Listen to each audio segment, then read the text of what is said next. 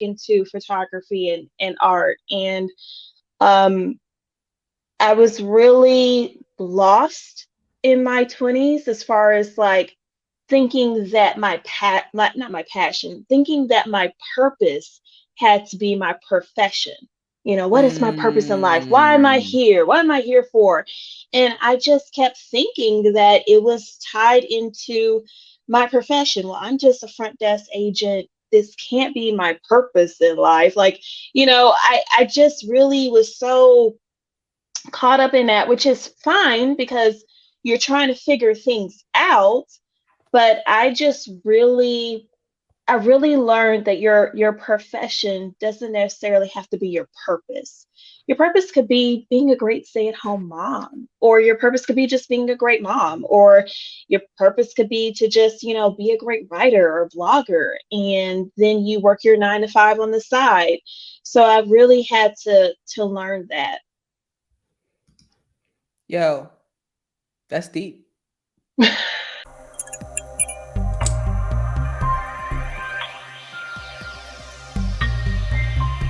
Welcome back to the Hospitality Hacks Pro podcast, where we talk to amazing people in and around culinary arts and hospitality to talk to them about their journey, how they started, where they are now, where they think they're going in the future. Today, very special guest, my girl, and y'all know I like to have a guest introduce themselves, so I'm not gonna steal the show, steal the thunder.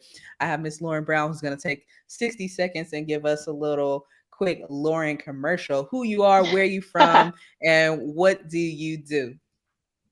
Hi, my name is Loren Brown. I'm third generation hospitality professional. I live here in Houston, Texas, the fourth largest city in America, and I reimagine hospitality every day on my page at Reimagine Hospitality by doing, tips as well as tricks of hospitality and travel, and just, being a great hospitality ambassador for our industry.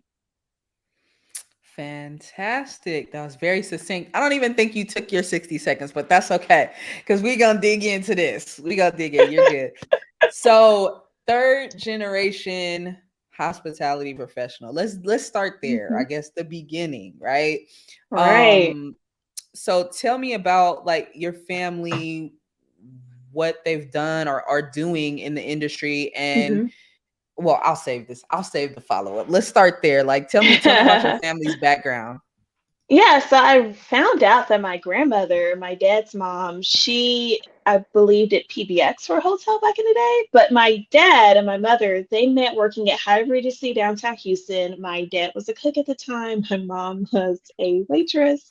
And my father went on to be just a great culinary champion, is what I call him, an executive chef, multi-award winning. I can go on and on about my dad. And my mother, she became a purchasing manager.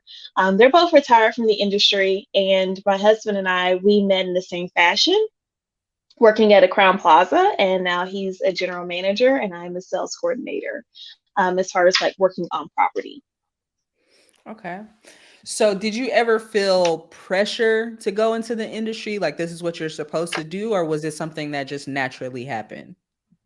Oh no, I didn't feel pressure at all. Like seeing my dad, especially, because working at he was a corporate chef, so he worked in hotels, the restaurant attached to the hotels, and so seeing my father, work during Christmas and Thanksgiving because hotels are having their Christmas parties and all these galas and all that during the holiday season. So no, it wasn't like a pressure or anything like that. It just really happens organically. I had a internship in high school for hotel management. It got me out of gym, so I'm like, why not count it as a phys ed credit? So I don't Hmm. have to worry about doing no jumping jacks or dance. I just do manual labor in the hotel. Right. Um, and when I went out to college, it was for photography. I wanted to be a photographer and do stuff for National Geographic. And at that same time, I was working at a hotel. So it just so happened to just flow. And now, Mhm. almost 12 years later, I'm still in the industry and I'm still doing it. Got you. Got you. I think it's interesting. We met, well, I don't really believe in random or, like things Right. just collide in the universe It randomly, was but fate. It was fate. but when I met you and we first started talking, it was interesting how some of the parallels, because my family also has a history in culinary, specifically part of hospitality, and I grew up working in a barbecue restaurant around family, and that was one of the things that drew me in. And my dad loved to cook. He wasn't officially a chef, but he was always barbecuing in the kitchen and doing stuff. So it's like I resonate with a lot of what you're saying. And it was never a pressure thing for me either. It just kind of like naturally happened, right? But go ahead. Oh no, you talking about you and your dad, because with my dad being a chef, I always felt like I was in his way when he cooked. Mm, Like, can I help you? And he's like, no. So it's just kind of like get out of his kitchen kind of thing. I felt like I was in his way. I remember how I was a teenager at the time, and we're outside on the grill and we were doing hamburgers. And Tasha, like, there were flames coming from the grill. Like, we're talking about fire, okay? right. And I'm trying to flip these patties with this spatula. And Daddy's like, I'm being like very cautious, right? Mm-hmm. Because we're talking about fire here, Tasha, Fire. okay? I And got you. so he was like, he just kind of scooped me out the way. It was like, you cook the food. You don't let the food cook you. And he had the spatula. He just Mm-hmm. plated it up so fast. And then, like, I don't eat everyone's coleslaw. I only eat my dad's coleslaw, which of course he has an award for. Blah blah blah. So Hey, let's go. anyway, I'm making the famous coleslaw with Daddy, and he's like, "Oh, you just do this, you do that, and you just add a little bit more love." I'm like, "Well, Daddy, how much is love? Is love a tablespoon, a teaspoon, a pint? Like, tell me how much love is." And I'm like, "Okay, Daddy, well, all your recipes, like, where do you have your recipes written down? Because I'm an only child, so it's like, where Mm, are the recipes at? It's all up here." He's pointing to his head. I'm like, great. So I can't write the best next cookbook because it's all in this man's head. And that's the thing with him. I just love watching my dad cook because I just love seeing someone that's passionate about what they're doing, like what they do. mm-hmm. He's just in his zone. Now, the only thing is that after he does it, it's a whole mess. It's a whole entire Mm-hmm. mess. But I love when he does it because it's just so good to see people do what they're passionate about. And you don't get to witness that every single day of people Mm-hmm. actually living and breathing what they love and they're passionate about. And my dad is a very, very charismatic, never met a stranger kind of person. He's just, Mm-hmm. there's so many sides to him, but I love seeing him cook because it's very few times that you can really, especially nowadays, for you to really see somebody in their element and passion, Mm-hmm. and they just live and breathe it, and it's just something about that ease. It's just an ease to it, and it's just like, I just want that. I just want that for myself. So, did you ever try to cook? I mean, like, I know you had some adventures in cooking. You told us about the coleslaw, but did you ever think, well, maybe I want to be a chef? Like, did that ever enter your mind, or what? No, absolutely not. Okay. Absolutely not. When I was a little Okay. girl, it was being a ballerina. Then I wanted to be a DJ. And then I wanted to be an actress and then a photographer. But all of that coincides with being an artist. That all Mm-hmm. coincides with, being an artist and having people kind of like in a way performing and performing in front of people, whether it was being a ballerina or being a DJ or being an actress or being a photographer, and you're capturing the moment of people. I think for me it was just more so creativity. My Mm-hmm. parents encouraged and nurtured that, but at the end of the day, at that point in time, photography and art wasn't something you could quote unquote pay the bills with, and you didn't want your child to be a starving artist nonetheless. Mm-hmm. They Mm-hmm. were supportive, but at the same time, it was like, okay, how can I Right. how can I really do this? And so for me, as far as being a hotelier and working on property, my next goal, if being on property, would be marketing. That way I can market the hotel in a way, be on set for photo shoots for the hotel or for the restaurant or the resort, and have that kind of being able to marry my creativity with my hospitality. And that's why I do the Reimagine Hospitality page. It's my creative outlet. Okay. And that's it's just so funny because that's another point where our stories align. So my parents always told me I had to go to college. Zero idea what I wanted to do, right? And so I went for mass media arts. I studied television.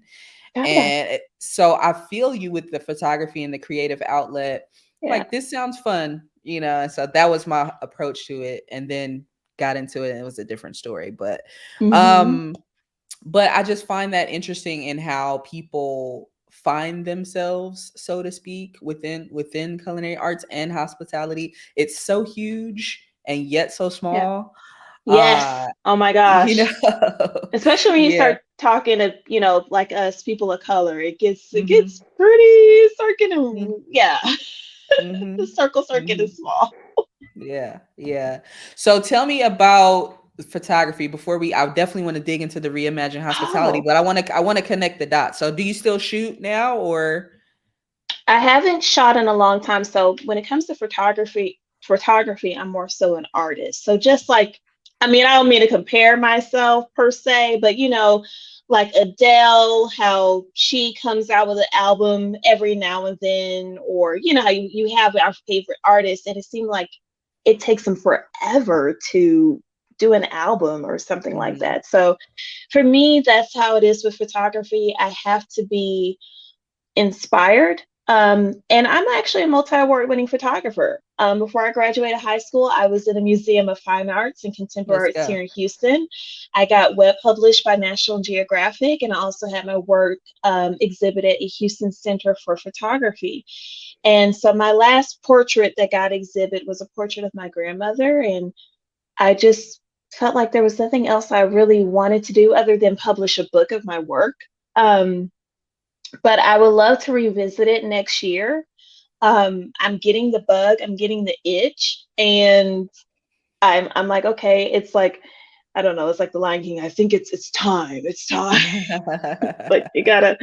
But I think I really want. I think I want to get back into photography and art. And um, I was really lost in my 20s as far as like thinking that not my passion, thinking that my purpose had to be my profession.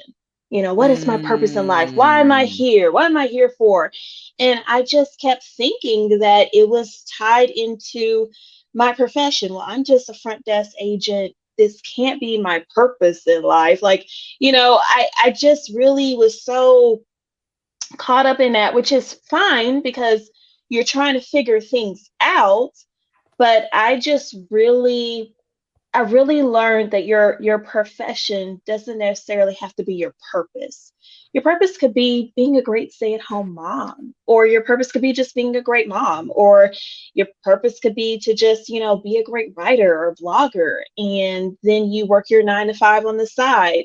So I really had to learn that. Yo, that's deep. Let's just pause for a moment. You know, yeah, because I feel you on another level with that because that is a search that people. It's a constant evolution. What is my purpose? What is my purpose? Why am I here? How can I contribute? At least I feel that. Like, what is my legacy? Hmm. Especially not having birth children. Like, what Same. what stamp, what Yeah. stamp am I gonna leave on the Hmm. world, right? And so your profession does not have to be your purpose, but it Yeah, can. and it can. I mean, if it can align to it, Yeah.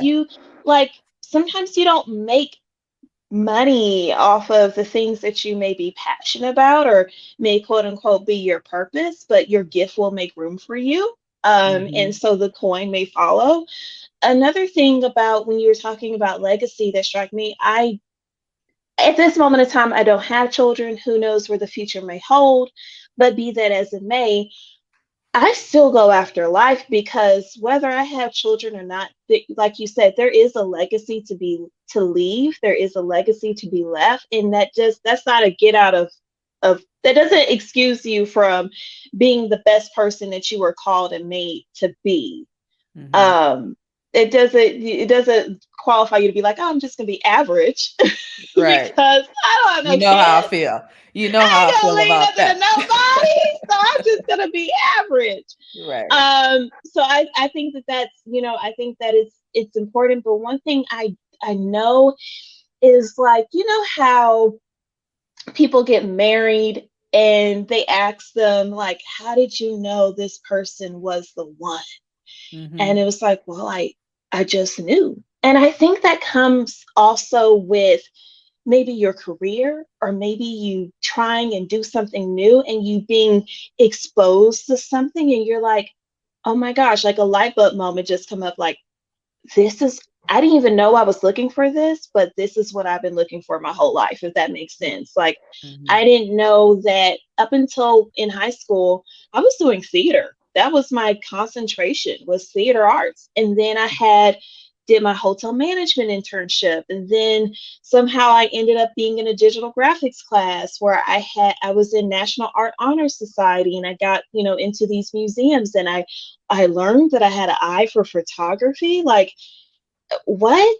And then then getting into hospitality too, and just being able to work with some really great people, and being able to meet people from all over the world, and being exposed to, guests coming into the hotel and traveling and where they're from. And I'll say a little story. So I was working front desk, and I'm in my early 20s, and I haven't really, I mean, I traveled to Australia when I was 15, as a student ambassador. But besides that, I haven't traveled overseas. I haven't done much traveling.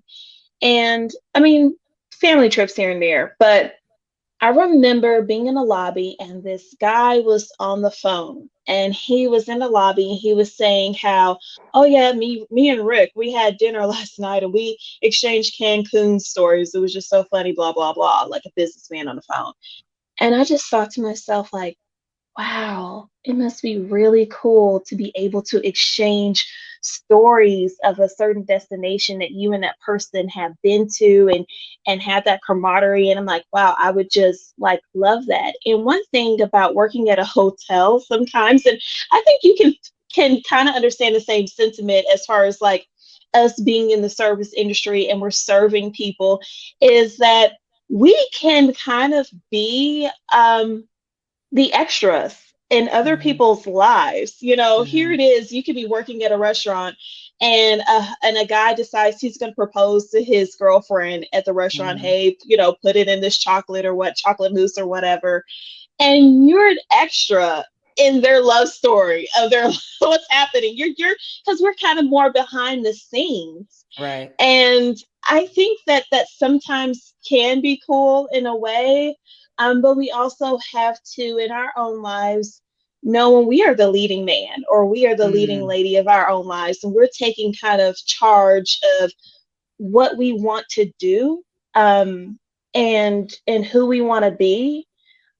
And that's the only thing about being in the service industry. We are kind of we're in the background. We're like those good kids. We supposed to be seen and not heard. Right. That's what Mama and them said Yeah. now. I like the way you put it though, as being part of someone else's story, extra. And because that's the part that I love about the industry, is being able to make somebody's day, Oh celebrate yeah. with them if they're having a Yeah. bad day. Or I mean, sometimes people come together to eat for all different types of reasons. Could be a funeral, could be a birthday, could be an Mm, anniversary, could, good, bad, or yeah, whatever. you're But right. all of them are important gatherings, right? So I definitely feel what you're saying about that. So you mentioned marriage and proposal, so it's a perfect segue right here.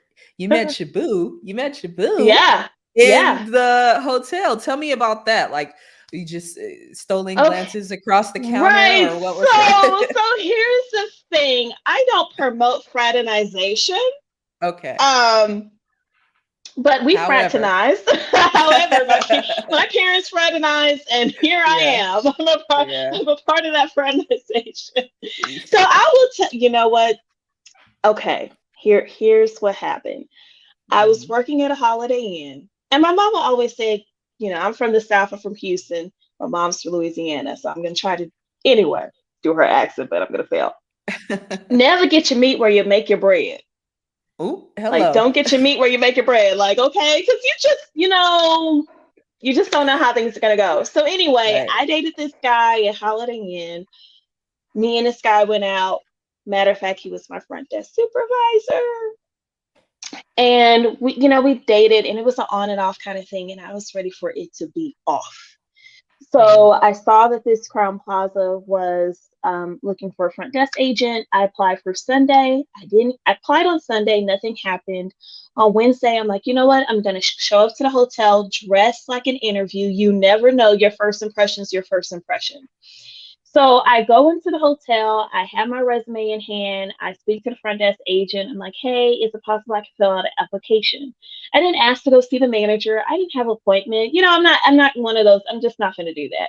So I go, I fill out the application, attach my resume, I give it to the girl. And she's like, oh, wait, the manager would like to speak to you. I'm like, oh, okay, great. So Mhm. I sat with the manager, him and we have an interview, we talk, and he interviewed me on the spot. So thankfully, I was already dressed for an interview because you never know. You never know. Your first impression is your first impression.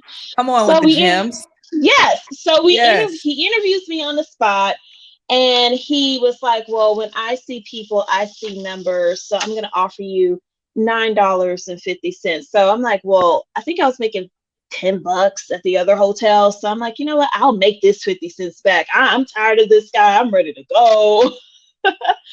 So I go ahead and I accept the job. And the guy who interviewed me was my husband. And Mm. so when I look back and I remember him saying, when I see people, I see numbers, I'm going to offer you 950. I'm like, oh, he thought I was a 9.5. So he used to be my boss, and now I'm his boss. Yeah. Yeah. Hey. Hmm. That's But the we way. worked to, Uh-huh. Uh-huh. hey, I I like like it. it. So anyway, him and I, we worked together for 3 years. Mhm. Nothing. But I was that single girl at work that was like ready to get married. Uh, I was doing, online dating, speed dating. I even asked him if he knew anybody. And I guess later on, he's like, you know what? Matter of fact, I'll sign up. That's funny. That is So funny. yeah. Okay, okay. And so talk to me about we mentioned we kind of had a little powwow before we came on air, and you're talking about, when someone's in the industry, they feel your pain, they know what you're going through, the Yeah. woes, the ups and downs, right? Hmm. So talk to me about that. Like, is it, do you sometimes feel like you would prefer if one of you did something different, or does it just make life Oh, easier that you're both in the industry? um, it depends on what's happening.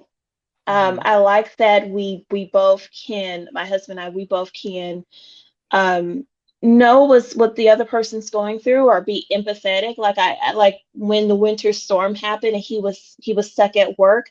I understood that because he's the general manager. He's the highest paid person in the building. Like, of course you're going to be at that hotel.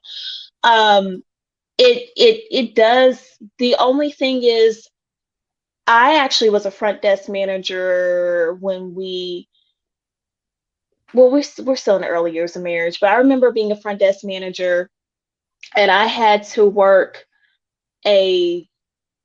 I just had to work crazy shifts so did he, and we just missed each other. We just missed each other. Thank God one of us was at home to feed the cat. But otherwise we kind of missed each other. And that's the only thing where it can get kind of sticky, is when just time, because the hotel is a 24-hour 365 business. it Mhm. never it doesn't really close. If it closed, that means something catastrophic has happened.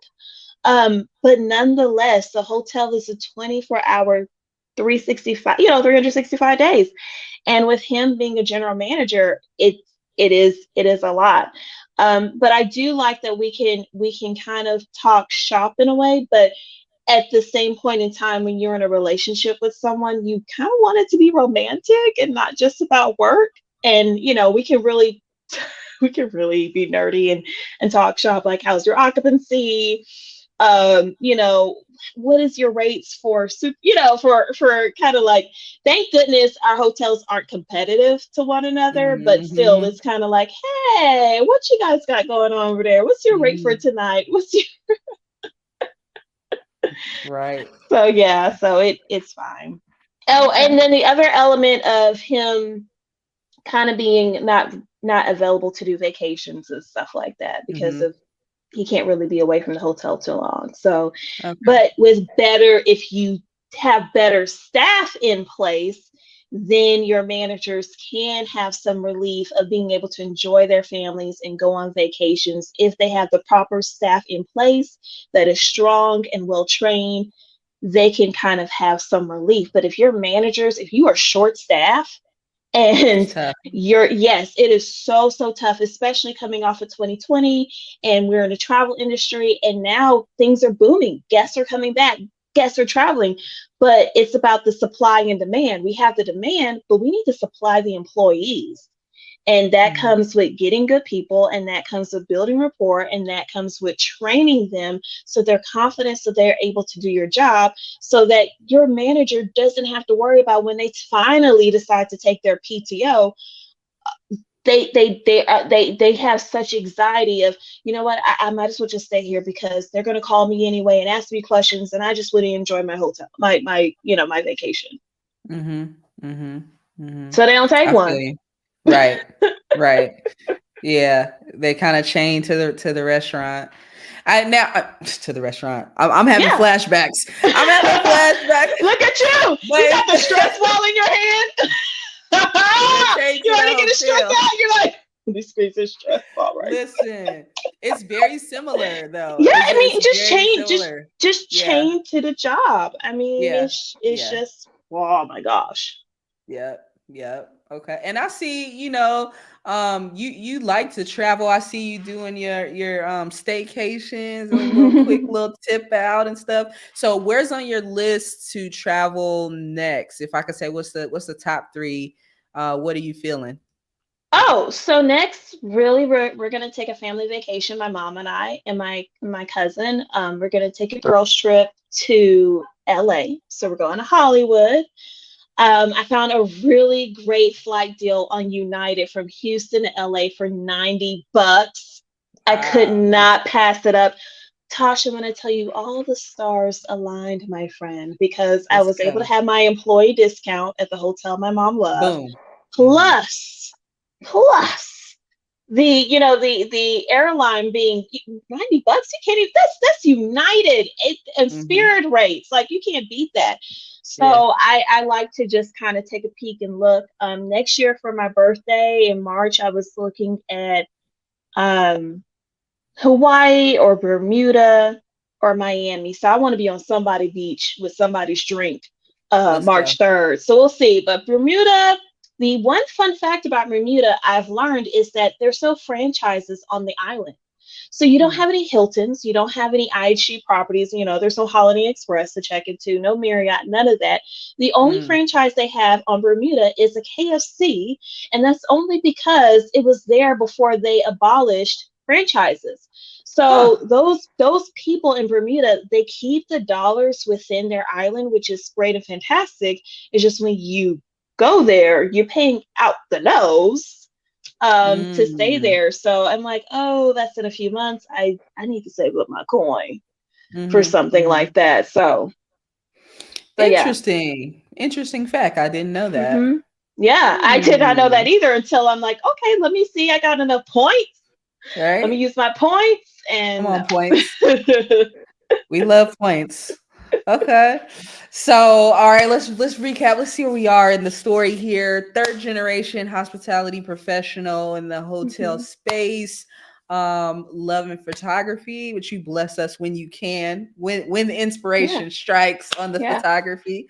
Married, kids, maybe we don't know. We'll see. I like them How for with 4 legs and fur though. So I we have like a my cat. kid. We have a Yeah. cat baby, fur baby. Okay. And also with Bella, my husband rescued her from at the hotel. Her mom gave Oh birth at wow, poolside. So he got both wow. of us at work because he works so much and so hard. He got his pet and his wife at the hotel. Like, brother, Okay, that you is work way too much. funny. That is funny. Okay, so tell me about Reimagine Hospitality. What is the mission? What is the vision? Hmm. Cast that vision for us. With what is Reimagine Hospitality? Well, Reimagine Hospitality has definitely evolved since the beginning. It started off being a consulting company for my husband. I believe that he's a great problem solver and he's been in the industry for over 20 years. He's older than I am.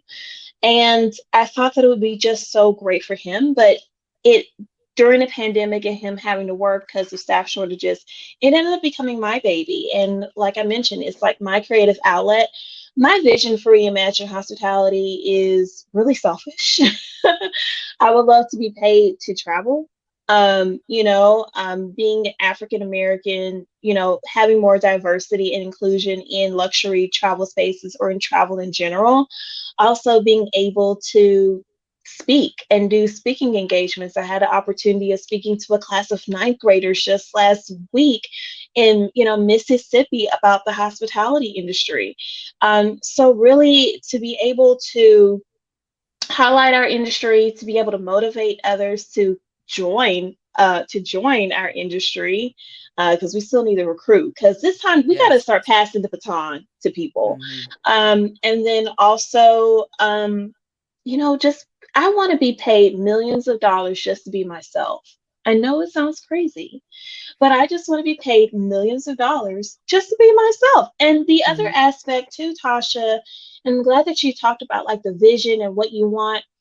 My and possibly hotel ownership down the road, maybe. But my thing right now, Tasha, is I want to get in rooms where my big dreams seem small in the Hmm. best of ways. I want to be Hmm. able to be in rooms where my big dreams seem small. Like, oh, you just want to own a house? Like, I have a house. Like, and you're elevating your dreams and you're elevating your vision, your imagination, because it's like, oh, you own. I want to own a hotel. Well, I have 3 hotels or I have four. Hmm. Four, you know what I mean? Hmm. Because it make it seem like it's obtainable and it's Hmm. real and you can do it.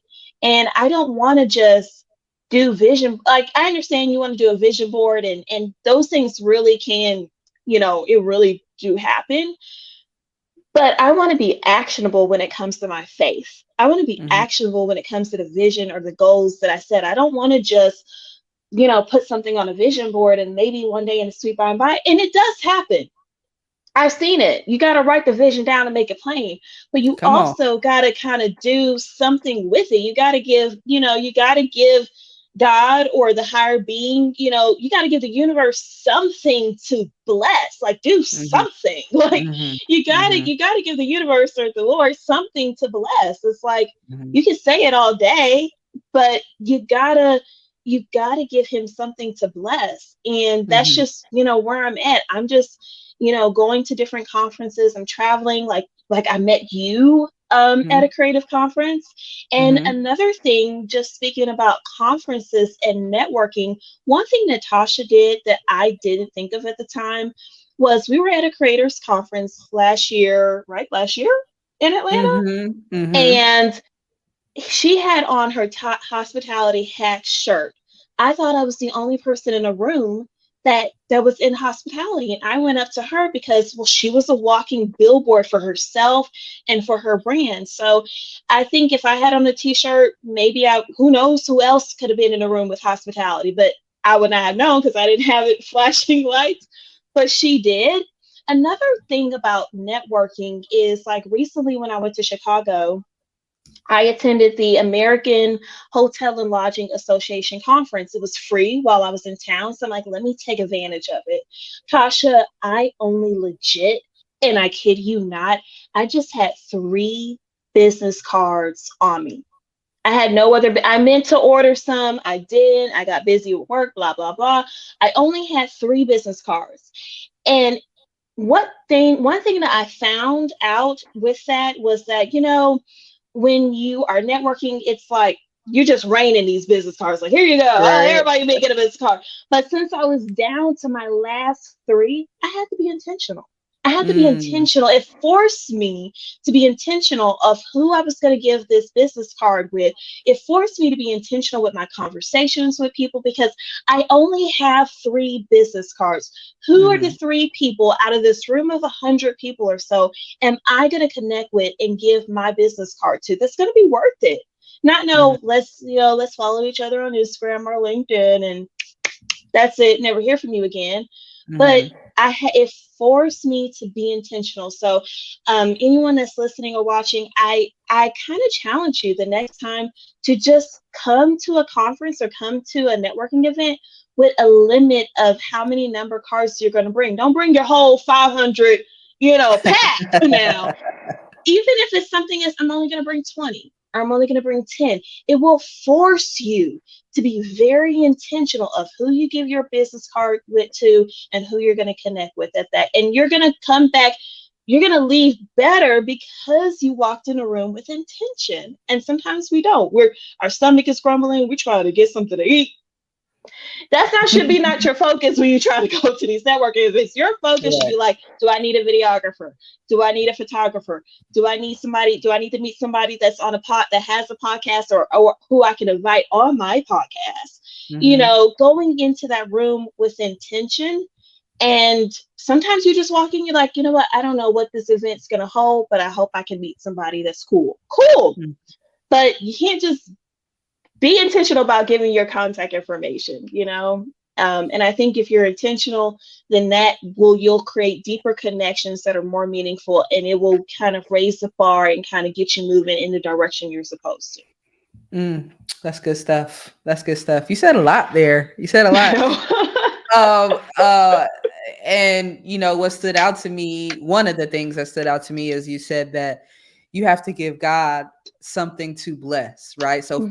faith without works is dead. The vision board is fantastic, but what are you gonna do with it, right? Yep. And so I think that's a perfect segue too. I noticed on your Instagram, what was it? Maybe a week or two ago, Hmm. you made a post about inviting Jesus into your content. Talk to me Yeah. about that. Was there some type of epiphany that happened? Is it something you've been thinking about for a while?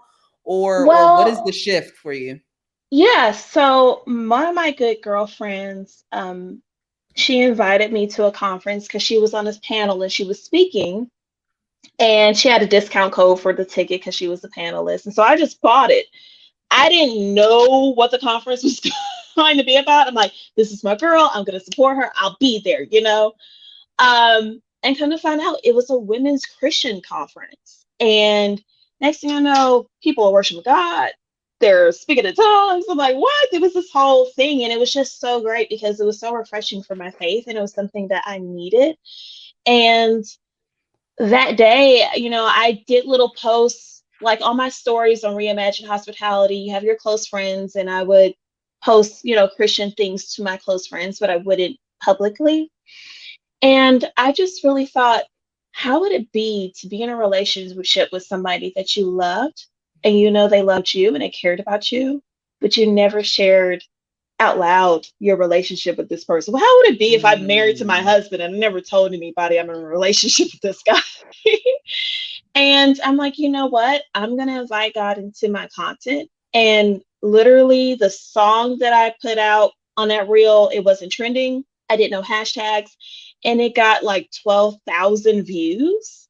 mm, It had over 800 likes. Like, that was the most engagement I ever got on any reel that I had. And I think it was just to him, like, glory be to God. It was just to him. And I think that, and for me, I am a person that I respect everyone's beliefs. So I would like for mine to be respected.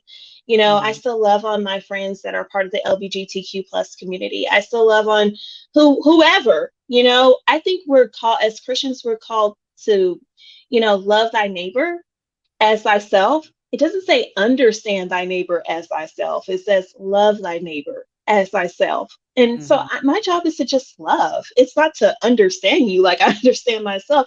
Half the time, I don't even understand myself. But it's just to love. And I think that, and another thing is I really want to be able to encourage people and motivate people and inspire people, but I cannot do that if I can't share God in some way, shape, or form. It's just kind of impossible to do that because he's the reason. So that's why I just wanted to share more. And another thing is, like, people may not go to church, but they'll look at you and they'll see your life and everything. And I just think that it's important for us to share. And one thing that I'm reminded of is my grandmother Loren, who I'm actually named after. She would go into her town square, Tasha, she's from a small town of Louisiana, and she would go in her town square and she would pray and praise God right in the middle of public. I'm like, oh wow, like I just, being a little girl, I'm like, what, she's doing this in public? Like, okay, you don't look like a crazy person. She prayed for her leader. She prayed for the mayor. She prayed for everybody in her town. She did that unapologetically. And all my grandmother had was a square in her town, you know? And what do I have? We have social media. We have a platform. Mm-hmm. And not only that, with there's so much toxicity that's online nowadays. I just want my little bitty page, my own little bitty corner in this social media wild, wild west, www dot, Yeah, to for be real. at least a safe place, at least a place where people know when they come on my page, they're going to laugh, they're going to feel inspired, they're going to want to travel, they're going to feel good about themselves. And I can no longer follow pages where I may feel less than, or it may rile me up to think negative thoughts or be in a negative headspace or just crazy opinions or stuff. And that's the other factor. I'm sorry, I'm going on this thing of reels and Mm-hmm. TikToks, is that, you know, back in the day, you can look at somebody's page, Tasha, and you could choose to follow them because I'm Mm-hmm. going to press that button, I'm going to follow you. And when I look at my feed, I'm looking at all the content that I chose to elect to follow. Mm-hmm. Now with reels and TikTok, which I love because it gets to introduce other people who aren't following you to you, but the dark side of that is that you may be subjected to look at things that you really don't even want to look at or see. I don't care how grown you is. It's like, why am I looking at this trash? And Mm-hmm. so that's just, like I said, I just want my own little corner. If you go on Reimagine Hospitality, it's gonna be cool. Like, it's gonna be like, ah man, I feel good. It's not like, you know, the gossip, what's going on, stuff that's Mm-hmm. gonna have you having any anxiety or things like that. Okay. Okay. Respect that. And when I do consume your content, I do often find myself in fits of laughter. You're funny. So is that something that where did the comedy come from? Like, was that just a choice, something that just comes naturally to you? Do you have to think about it? Like, oh yeah, I'm gonna do this. I know there's some thought, but I'm gonna do this skit like this. Or is it just something Not that pops in your head? sometimes, sometimes, and not all the time. That Mm-hmm. goes back into theater. So I love theater. I love Mm, doing improv and all that kind of stuff. So that kind of helps me do my little theater chops a little yeah. bit, and just pretending and having fun and playing with the idea of, being in service. There's so many funny things that happen with us while we're working, or we have guests. Like, especially Mhm, working at a hotel, guests are on vacation mode. They are mhm, not thinking at all. mhm, So I just find it's just, like I said, it's my creative outlet, and I just want people to laugh and find some humor in it. Like, why not? I'm trying to kind of introduce it to LinkedIn, like Funny Fridays, where I'll just kind of okay, insert that into LinkedIn. We'll see. okay, LinkedIn is a very different audience. You just join LinkedIn, and it's kind of stuffy. Um, it's a little bit stuffy, but I'm trying Mhm. to have these anchors of social media, trying to find my way. Is it going to be LinkedIn, TikTok, and Instagram, or will I dive into Facebook? I don't think that you necessarily have to be on all social media platforms. Right. It depends Right. on you. But I think that especially if you don't have a team and it's just you by yourself, I think you should be able to toggle at least to 1 to 2 social Mhm. media platforms that you're pushing, you're getting, cross audiences from. That way you can build. But to be on everything, it's just really impossible because LinkedIn have a different focus.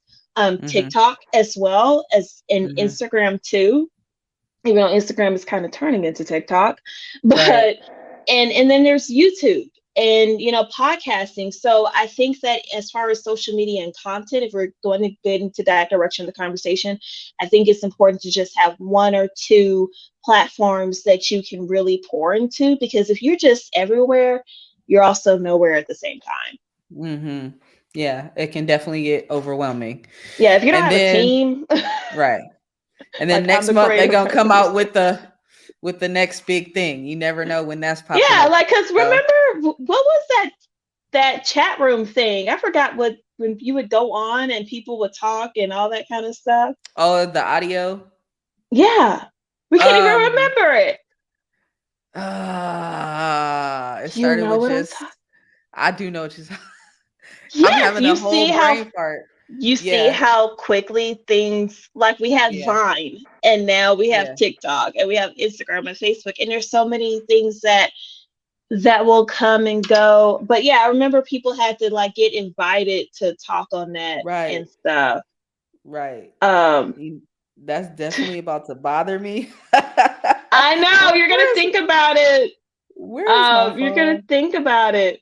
Okay, let me not get I sidetracked. for I'm easily No, no, no. sidetracked. I forgot the name of it. But that just Oh, shows you how with social media yeah.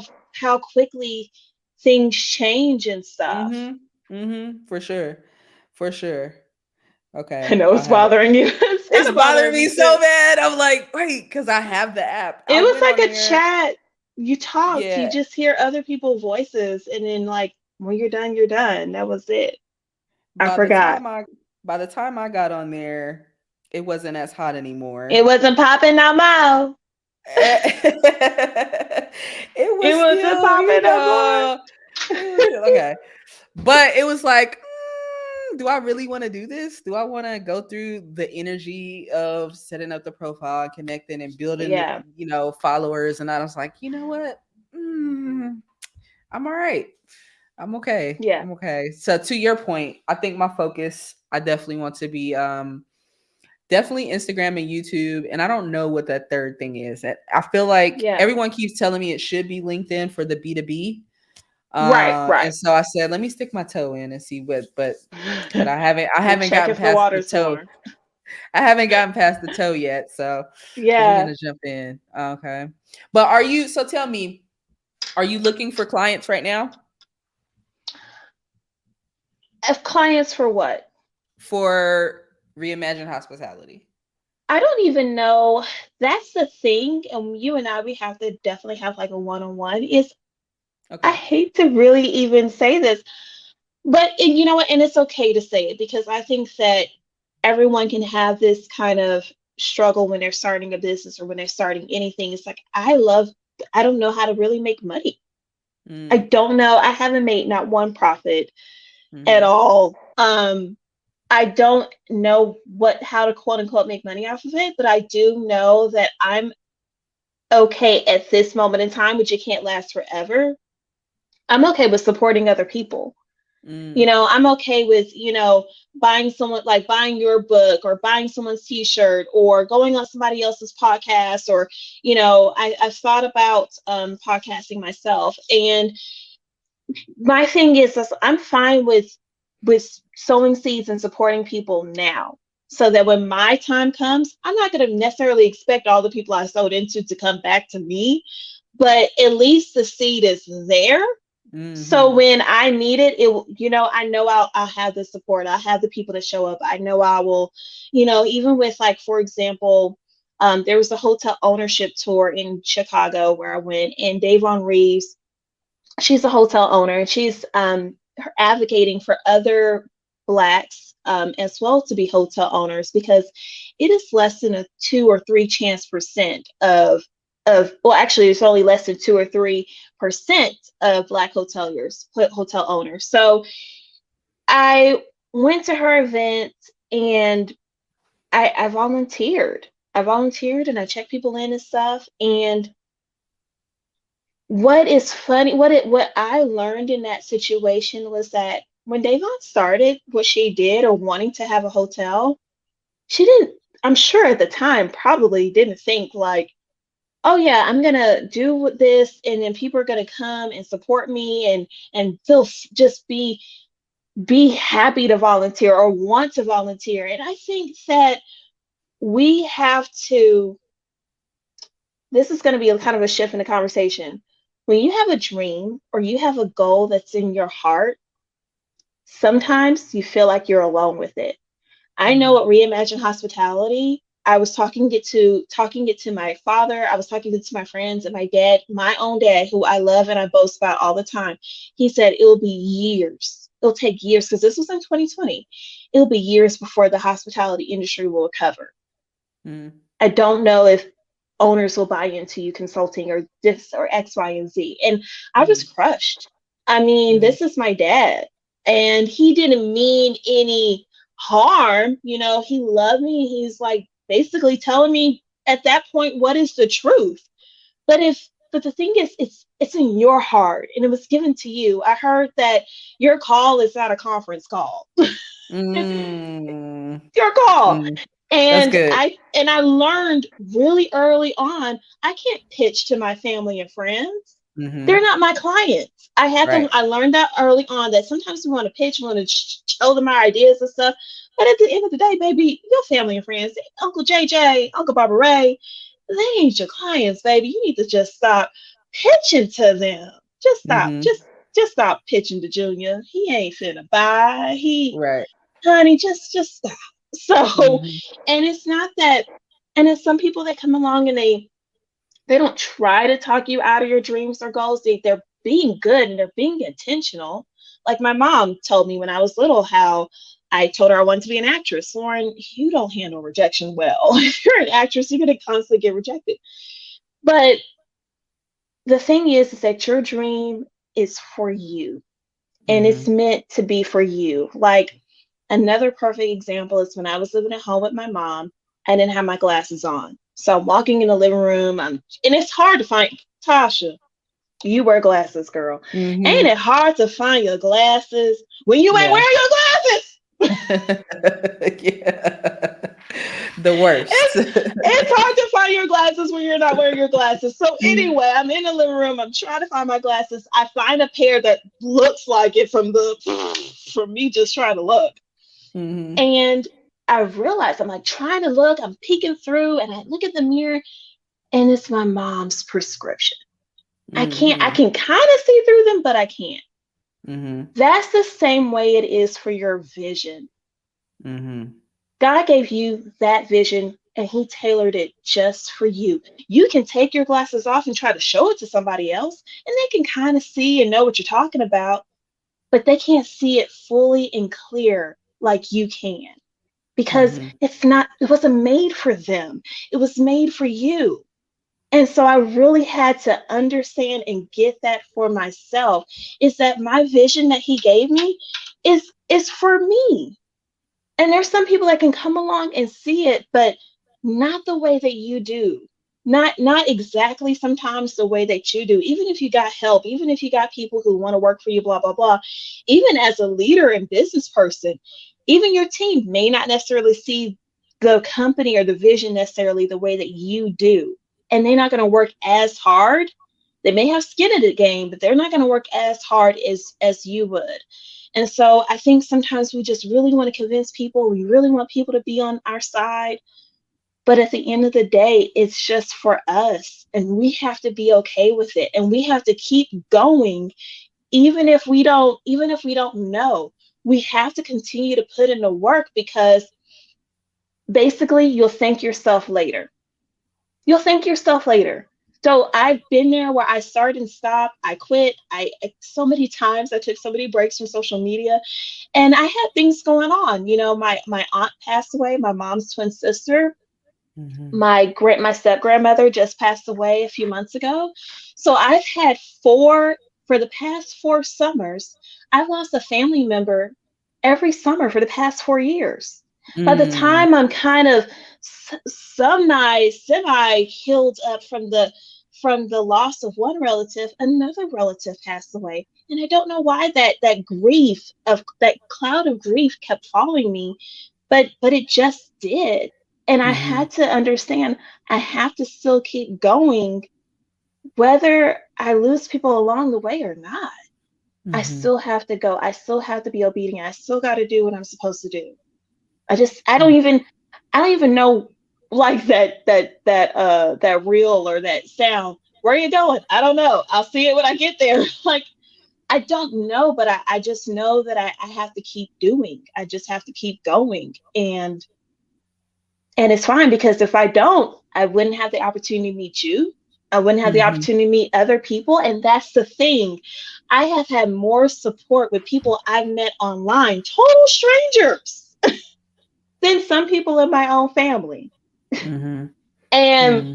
I'm going to say one more thing, because I'm excited and I could talk forever, is that I literally, when the pandemic happened and I was without a job and I was going through certain things, I literally wrote down a list, Tasha, of my VIPs. And Mm-hmm. us being in the hospitality industry, VIPs are very important persons. Mm-hmm. And you open, you roll out the red carpet for your VIPs. They get they get Mm-hmm. everything. I wrote down a list of my VIPs. And if I quote unquote make it or whatever, I'm sorry, you're not coming past the red velvet rope, because back then they didn't want me. Now I'm hot, they all on me. Right. Hey, Right. this Right. ain't how it's gonna go down. I wrote Yeah. a list of my VIPs. I wrote a list of my friends. I wrote a list of my family who was there for me. I had a friend, my friend from high school, Mary. Her and I, we had our hotel management internship together, and now Mary is Mm-hmm. a nurse. And I remember when I lost my job, and me and Mary had scheduled for me to come and visit her in Austin. And Mary didn't treat me any more or less, knowing that I was unemployed.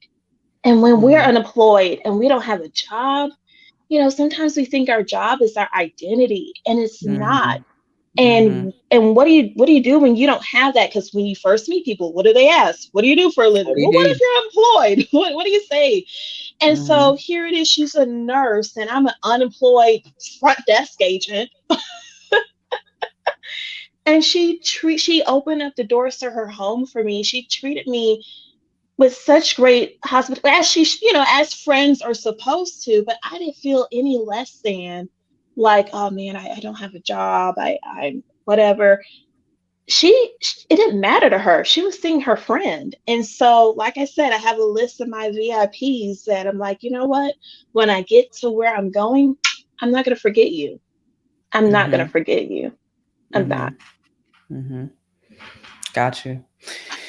Man, I hope you know that was a whole word. Say, if you take your glasses, right, You, I was, and you have somebody else's prescription, they can't see the vision because come it's on, not Sister their Tasha. prescription. Woo, that was a whole. All you need to do is take a text, girl. That was a whole word. That was a whole word, and that's true. And that is very true. You got to be careful who you share your vision, mission Oh to. yes. Yeah, Yeah, especially especially especially. Go ahead. early on. Yeah, that's Especially what I was gonna early say. on. That's what I was gonna say. Yeah, absolutely. Absolutely, absolutely. So I think you beat Russell for the longest episode. I don't think Oh yeah. Oh my God. Russell is a talker too. I love Russell Edmond.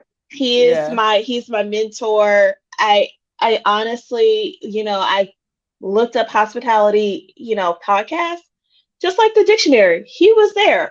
Mm-hmm. And I saw his picture and he said, call me, feel free to call. So I mustered every courage I could to call him, and he was cool as a fan. And that's the Mm-hmm. thing with hospitality. If they're not cool, if they're, you know, they're not the real deal. So I Right. love Russell. Please listen to Russell of Hotels podcast. Tasha and I, Hmm. we both had the esteemed pleasure of being a guest. And Russell, he's top tier in the industry. So Hmm. please, Agreed. and he always Agreed. do lives. He always do Hmm. lives. He really is very hospitable. Yeah. Yeah. Okay. So I always ask to take us out. I always ask my guests to give a little, I guess you could call it guidance if you would. So as Mhm. you know, I'm a high school teacher, so I interact with young people on the day to day, and we talk about culinary arts, we talk about hospitality, tourism, what it means, where it can go, the different aspects of the industry, different jobs that are available, because sometimes we get tunnel vision of only what we can see directly Mm, in front of us, but there's other things and opportunities that we may not yeah. be aware of, right? So all that being said, if you could sow into a young person's life that's saying, look, I'm trying to figure out what I want to do. Maybe they have that creative bug, like we talked about the photography and the media, and they know they're a Hmm. creative person. They're kind of interested maybe in hospitality or being in the hotel space. How would you encourage that person to figure out what they should do, or what steps they should take to get some clarity there? Well, I think what's important is for you to follow your ideas. Ideas are kind of what I heard is like little beings floating in the air and they land on you Mm, and they want you to be their host. But if you don't, be actionable about that idea, then they float on and they go somewhere else. Just have you ever heard of, I'm sure you at one point say, hey, that was my idea. I was thinking I was going to do that. And they stole my idea, but you mm-hmm. never did it. So that idea floated away and went to someone else who was taking actionable steps. I think that, I think it's just if you're so young, I would think whatever you have in your heart, whatever you're curious about, go for it. Follow your curiosity. Another thing is volunteer. Go out on the limb. That is where the fruit is. Like people would love to be like, oh, you're young. You want to work. You want to volunteer. Sure. Another thing is, find a mentor. If there's Mm-hmm. somebody that is where you're going, where you want to be, or going in that direction, find them, mentor them, or, get with other people who are like minded individuals who can, if you have an interest in acting, theater, photography, get with other people that, get with other jitterbugs, get with other photographers, or get with other people who, are interested in what you're interested in. Join clubs because it's so important to get around like minded people because those are the people that are going to be encouraging. Those are the people who are going to see and understand your vision, as Tasha and I was talking about. So follow your ideas, Mm-hmm. getting around, getting a mentor, Mm-hmm. volunteering in that kind of regard. So it's like, kind of a trade-off, like, hey, because sometimes you can't afford piano or guitar lessons. Hey, Miss Hobbs, can I, for exchange of piano lessons, can I take out your garbage can? Or, things like that. There are so many creative ways that you can do things like that. But follow your ideas, get a mentor, and get around people who are like-minded individuals of where you want to go. That's solid. I like it. Solid Mhm. advice. Anything else you want to share before we close? Just follow me on Reimagine Hospitality Instagram. I love having these opportunities where I get to talk and share. So if you guys or anyone is looking to or need to fill a public speaker or needing a panelist for different discussions, please let me know. I would love to be there and be a part. Awesome. I follow and you are the best. I appreciate you. I appreciate your time coming onto the podcast and dropping some words of wisdom there. I struggle with, should I take notes during the podcast? Because I don't want to like get distracted writing notes, but it's always these little gems floating. I'm like, ooh, I don't want to forget that. Ooh, that's good. Ooh, that's good. But I just go back and watch it over again. So yeah, yeah. But I appreciate you, words of wisdom, gems, and sharing your story with us. And we're looking forward to seeing more from Reimagine Hospitality and seeing where you take the vision and seeing you up on those Oh, stages. All thank right. you. Speaking those words to the masses. Let's get it. Let's get Absolutely. it. Let's I'm get it. excited. Let's go. Let's go. All right. Thank you, folks, for tuning in. Make sure you follow Loren at Reimagine Hospitality on all platforms, and we'll see you on the next episode.